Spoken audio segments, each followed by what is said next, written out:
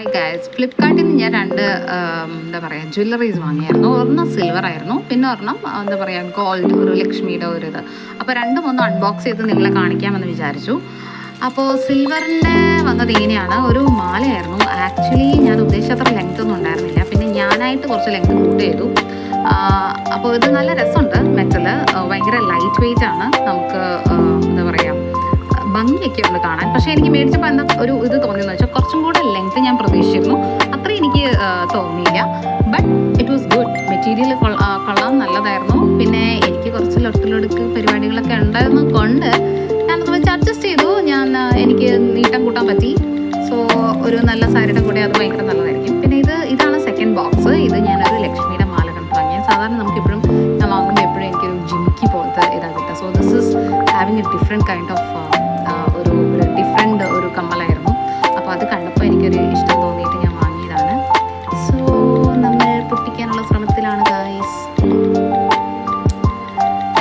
ഇത്തിരി നല്ല വൃത്തിക്ക് പൊട്ടിക്കാം. എങ്ങനെ ഡാമേജ് ഉണ്ടെങ്കിൽ തിരിച്ചു കൊടുക്കണമല്ലോ. അതുകൊണ്ട് ഞാൻ അൺബോക്സിങ് വളരെ വൃത്തിയായിട്ടാണ് ചെയ്തത്. ഓക്കെ, സോ ബോക്സിംഗ് ഒക്കെ നല്ലതായിരുന്നു. ദീക്ഷ കളക്ഷൻസിൻ്റെയാണ്.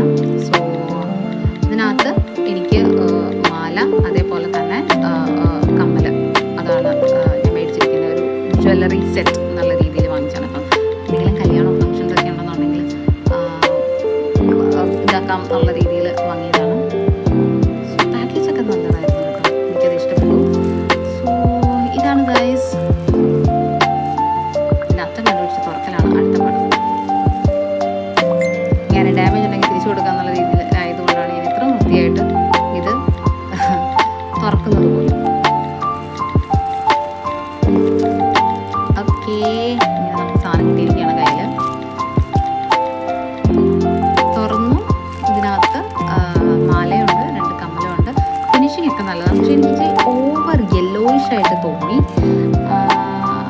ഇത് എന്താ പറയുക, ഇനിയിപ്പം ഇതിങ്ങനത്തെ ആയതുകൊണ്ടാണോ അറിയില്ല. ബട്ട് നല്ല രസമുണ്ട്. പക്ഷേ ഫുള്ളി ലക്ഷ്മി അല്ല, അത് കഴിഞ്ഞിട്ട് കുറച്ച് റൂബി ഇത് വന്നിട്ട് അങ്ങനെ ഒരു സിമ്പിൾ ചെയിനാണ്. വെയിറ്റ് ഒന്നുമില്ല, ലൈറ്റ് വെയിറ്റ് ആണ്. കമ്മലാണ് ഹൈലൈറ്റ്. എനിക്കത് ഭയങ്കര ഇഷ്ടമായി. കാരണം സാധാരണ ജുംക്ക, അതേപോലെ ജിമിക്കിയൊക്കെ തന്നെ സമയത്ത് ഇതൊരു നല്ല വെറൈറ്റി കമ്മലായിട്ട് എനിക്ക് തോന്നി.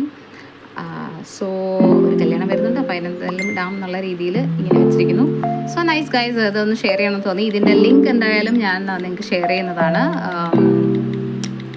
ഓക്കെ ഗൈസ്, ഇനിയൊരു അടുത്ത അൺബോക്സിങ് വീഡിയോ ആയിട്ട് വരുന്നവരെ ബൈ. സബ്സ്ക്രൈബ് ചെയ്യാൻ മറക്കരുത്, ലൈക്ക് ചെയ്യാനും മറക്കരുത്.